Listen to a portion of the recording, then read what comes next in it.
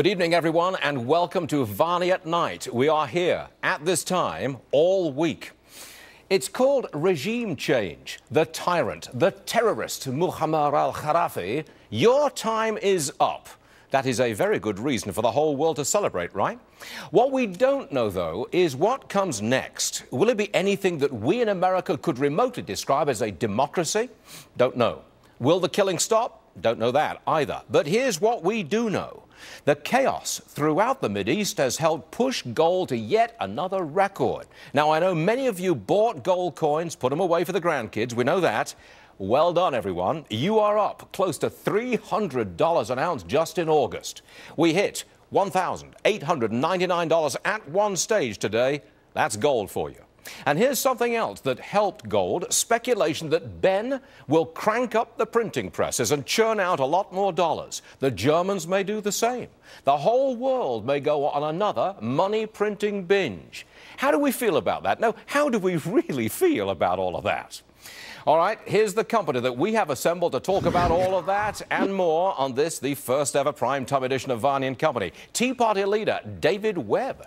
Sandra Smith, well, she brings glamour and brains to the set today. Ed Butowski is the money manager for the wealthy. He's here as well. Is he telling his rich clients to buy gold? Is he? Well, I don't know, but we'll find out. And Zuhdi Jasser is with us. His parents fled Syria. Does he think democracy can exist at a place like Libya or anywhere else in the Muslim world? That is a fair question, and he'll answer it. All right, earlier today, President Obama said it was American power that ran Qaddafi out of town. Seemed to me like the president was trying to bounce off his recent setbacks and maybe take some credit. All right, David, you're a Tea Party member. Do you think that the president's going to use this minor success here as a springboard to get some more spending? He didn't even need the success. He was planning to do this anyway, Stu. He said it in his remarks before he went on vacation. Yes, he's going to use this. Look, the president gets the credit. He gets the blame. We haven't seen Libya play out yet, but he is being cautious. That much I will say. The spending plan is largely built around an infrastructure bank. You believe that that's likely? I don't think it's likely to get done, but that's what he's going to push for. I think this American Congress and the American people won't stand for more centralization. But he knows that. He knows that the Congress, the Republicans in Congress, will not allow an infrastructure bank. So he knows it's going to be rejected. So he turns around and says, see, I tried to get the economy going, but those wicked Republicans wouldn't let me. And Tea Party guy, David, it's your fault. It is absolutely our fault. We're asking less from government. We're asking for government to get smaller, more efficient. But the American people are who are calling it. It's the Democrats. The bipartisanship in D.C. are the Democrats in opposition to President Obama since he's been in office. Think about that. 97-0 vote on his budget. Democrats who oppose him in the Boehner deal on the debt ceiling. I'm not going to argue with you. Not going to argue with you on that one. But let's address the price of gold, shall we, Sandra? Sure. It's great for some of our viewers, yes, because it went straight up. $18.99 at one stage, $300. I got to tell you, just moments ago it hit $1,900. Yeah. I've been watching it in the Globex session tonight, so but we're there. That's a barometer of high anxiety. Yeah, good news for the viewers who bought the coins, but that's a barometer of anxiety. It's just like oil prices right now. Normally we'd be happy when oil prices go down, but right now we know that that's signaling how weak our economy is. When you see gold prices at now a record high $1,900 an ounce, Stuart, this is a direct translation from investors saying they're nervous to have their money in U.S. dollars. They're nervous to have their money in the United States stock market. They're nervous to have their money anywhere else but gold. I mean, GLD, the gold ETF, record amount of dollars flowing into that. Stuart, this is people still saying, despite some news that some things could get better here, they're still nervous, they still feel very uncertain, and they don't believe in what the Fed might do. If they mention QE3, that would be more money into gold. All right, we'll have more on gold in just a second, but first this. The tone, I'm going to call it positively euphoric, as Muammar al-Qaddafi seems on the verge of being overthrown in Libya. But is this really worth celebrating? Qaddafi's a villain, but we don't know if the next leader will be better or maybe worse. Joining us now is Zuhdi Jasser. He's the co-founder of Save Syria Now. Zuhdi, welcome to the program. It's good to see you. I want to start off with a question that may sound harsh. Do you think that Islam is compatible with what we in the West would recognize as a democracy? Well, absolutely, Stuart. I mean, that's why my family escaped Syria and came to the United States, because we could practice our faith more freely in America than anywhere in the world. Yeah, the issue okay. is many of the Islamic... I'm talking about Muslim societies like in North Africa. I mean, is there any sign that a democracy would take hold there? Any sign at all?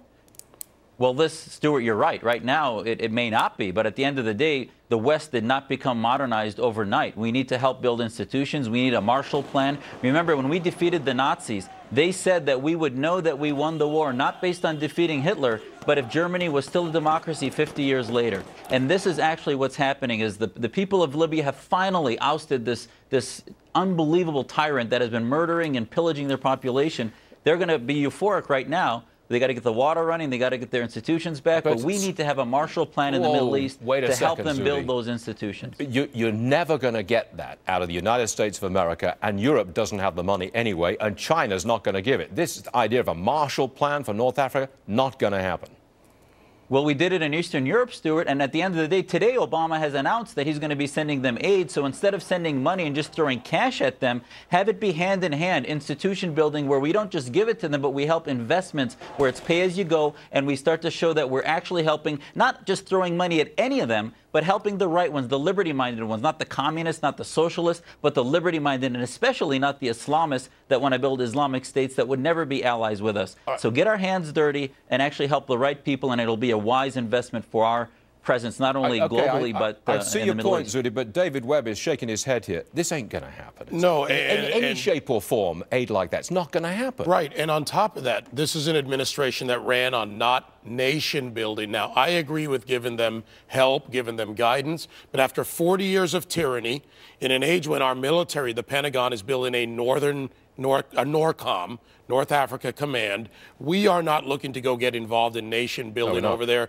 We can give them help and aid, but 40 plus, maybe 50 years or so of tribal society, this is going to be difficult. Zuhdi, I've got to get back to you because I know I'm grinding a harsh axe here, but can you really tell me that Islam is compatible with individual liberty, pluralism, the separation of church and state? Is Islam compatible with that? Is it? I have to believe that. I mean, if the West can modernize Christianity to get it to our American Revolution and our Constitution with an establishment clause, so too can Islam. It hasn't gone through that process, and we have to do that. I'm staking all of my extra minutes of my day and my time away from my family through our American Islamic Forum for Democracy with that prayer that we can do that. Is there examples of it? Not that many. I mean, Indonesia now, one of the leaders there, President Wahid, has written a book called The Illusion of the Islamic State. So there are movements talking about that, large movements within Muslim communities. But in the nuclear political winter of the Middle East, there's been no laboratory to do that. And now we're starting to see that laboratory. And, you know, I'm sorry, David, if we don't take advantage of that and get involved, the Islamists will take over, and we'll see a triangulation of the world into China and Russia, Islamist regimes, and the West, where we'll wither away and we'll lose our presence economically, politically, and in every way possible. We hear you, Zuhdi. Zuhdi Jasser, we hear you, and we know that you were an 11-year veteran of the United States Navy. We know that you came here from Syria. We know that you've prospered very well, and we appreciate you being on the show today. Thanks for joining us, as always. Thank you, sir. Thank you. Appreciate it. All right, Ed, let's turn to you, Ed Butowski. I know you're bullish on stocks right now because you think that some of these big-name stocks are so beaten down that they're bargains. That's right. But I want to know the truth here. Okay. You are the wealth advisor.